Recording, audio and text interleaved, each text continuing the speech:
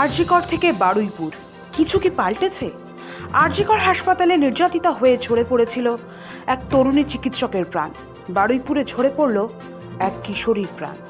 সেদিন বিরোধী ছিলেন শুভেন্দু অধিকারী, শাসক ছিলেন মমতা বন্দ্যোপাধ্যায়।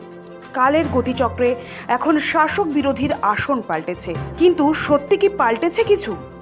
বারুইপুরে এক নাবালিকাকে ধর্ষণ করে খুনের অভিযোগ উঠতেই অগ্নিগর্ভ পরিস্থিতি তৈরি হয়। গোটা ঘটনায় ক্ষোভে ফুঁসছে এলাকা। এই ঘটনায় ইতিমধ্যেই একাধিক অভিযুক্তকে গ্রেফতার করা হয়েছে, যাদের মধ্যে এক মূল অভিযুক্ত প্রভাস মণ্ডলকে জেরা করতেই বেরিয়ে এসেছে এক হাড় হিম করা তথ্য। ধৃতের দাবি, খুনের পিছনে ছিল অপহরণ করে 50,000 টাকা মুক্তিপণ আদায়ের ছক। কজন মেরেছে? কজন মিলে? চারজন ছিল। আমাকে ভয় পেয়ে গেছে, ও পিছনে গোলারও পাথর। ওরা কি মেয়েটাকে নিল, তুলে তুলে নিল কিছু টাকা খাওয়ার জন্য। তুমি সমস্যাটা কি দেখেছিলে? সমস্যাটা হচ্ছে ওরা 50,000 টাকা। তবে এই দাবি কতটা সত্যি তদন্ত করে দেখছে পুলিশ। জানা গিয়েছে, বারুইপুর থানায় পুলিশের ম্যারাথন জেরার মুখে ধৃত ব্যক্তি জানিয়েছেন, এই গোটা অপরাধের প্ল্যানিং করেছিল মোট 4 জন। ওই নাবালিকাকে তুলে নিয়ে গিয়ে আটকে রাখা এবং তার বাবার কাছ থেকে 50,000 টাকা মুক্তিপণ চাওয়া ছিল তাদের মূল উদ্দেশ্য। কিন্তু এখানেই খটকা লাগছে তদন্তকারীদের। নিহত বালিকার বাবা সাফ জানিয়েছেন, তার কাছে মুক্তিপণ চেয়ে কোনো ফোনই আসেনি। ফলে প্রশ্ন উঠছে, যদি উদ্দেশ্য মুক্তিপণ আদায় করাই হবে, তবে কেন ফোন করার আগেই নাবালিকাকে খুন করা হলো? এই রহস্যের জট এখনও খোলেনি। জেরায় খুনের সেই নৃশংস বিবরণও দিয়েছেন ওই অভিযুক্ত। তিনি জানান, আনন্দ নামে এক যুবক ওই নাবালিকার গলায় পা দিয়ে নির্মমভাবে শ্বাসরোধ করে তাকে খুন করে। পরে প্রমাণ লোপাটের জন্য দেহটি পুকুরে ফেলে দেওয়া হয়। তবে নিজেকে বাঁচানোর চেষ্টা করে ধৃতের দাবি, অভিযুক্তরা তাকে ভয় দেখিয়েছিলেন, কিন্তু তিনি নিজে এই খুনে জড়িত ছিলেন না। গোটা ঘটনাটি দেখে ফেলায় বাকিরা তাকে খুন করার হুমকি দিয়েছিল। নাবালিকাকে ধর্ষণ করা হয়েছিল কিনা সে বিষয়ে অবশ্য প্রভাস জানিয়েছেন তিনি দেখেননি। আনন্দ। কজন মেরেছে? কজন মিলে? ওরা চারজন ছিল। আমাকে ভয় পেয়ে গেছে, ও পিছনে গোলারও পাথর মেরেছে। কে পাতুলেছে কে? ওই আনন্দ করে ছেলে একটা। আমার সাথে আমাদের বন্ধু আছে। ওরা কি ধর্ষণ করেছে? ওটা আমি কি ওটা করি না, ওটা আমি দেখিনি না। কি বলেছে? ওরা কি বলেছে? ওরা নিয়ে চলে গেছে আমার থেকে। কখন অপহরণ করেছে? কত রাতে? ওই তখন বাজে প্রায় 9টা, প্রায় 10:30 এরকম হবে। ওরা কজন ছিল? যারা 4 জন ছিল। ওরা কি বললো? আমার ভয় পেয়ে গেছে, বলে তোরে মেরে দেবো। কেন? ওই আমি দেখে ফেলেছি তো, সমস্যা।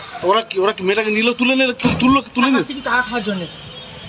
তুমি সমস্যাটা কি দেখেছিলে? সমস্যাটা হচ্ছে ওরা 50,000 টাকা চেয়েছে। কার কাছ থেকে? ওই মেয়েটা দেখে দিয়ে টাকা নেবে কিছু। মানে আটকে রেখে দিয়ে? হ্যাঁ।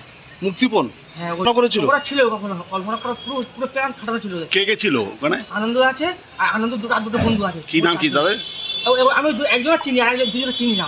আর মেয়েটাকে পেলো কোত্থেকে? পুকুর থেকে। না মানে কালকে রাত্রে মেয়েটাকে ধরলো কোত্থেকে ওরা? ওই রাস্তা থেকে নিয়ে গেছে। মানে মেয়েটা একলা ছিল? একলা ছিল না। আমি বলি ছেড়েতে, আমার ঠেলে মেরে ফেলে গেছে। আচ্ছা, তো তুমি ওদেরকে কি হেল্প করলে? আমি হেল্প বলতে কি, আমার এখন কিছু বলার নেই তো। আমি ফেসে গেছি মধ্যিখান থেকে, দালালা লাগছে আমার বাইরে তুলে নিয়ে এসছে। আর তোমার আনন্দ খুন। এদিকে নাবালিকার পরিবার জানিয়েছে, এলাকার সিসিটিভি ফুটেজ দেখেই তারা প্রথমে প্রভাসকে চিহ্নিত করেন এবং তাকে ধরে জিজ্ঞাসাবাদ করেই মেয়ের খোঁজ মেলে। প্রভাস ছাড়া বাকি অভিযুক্তরা হলো আনন্দ, প্রবীর, দিবাকর ও রাজা। এরা সকলেই স্থানীয় যুবক। ঘটনার সূত্রপাত শনিবার বিকেল থেকে। বারুইপুরের বাসিন্দা মাত্র 11 বছর বয়সের এক নাবালিকা হঠাৎ নিখোঁজ হয়ে যায়।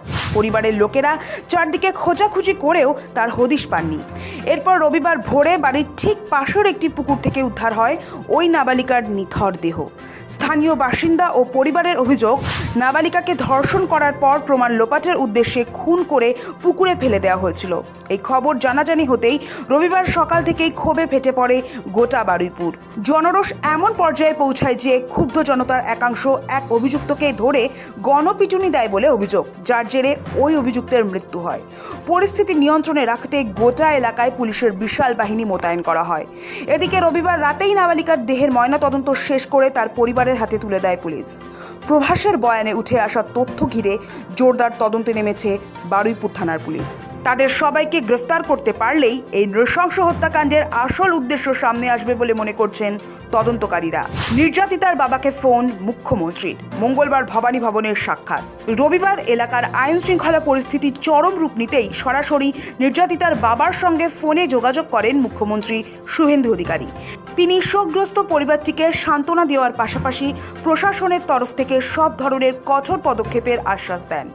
মঙ্গলবার নির্যাতিতার পরিবারকে কলকাতার ভবানী ভবনে ডেকে পাঠিয়েছেন মুখ্যমন্ত্রী।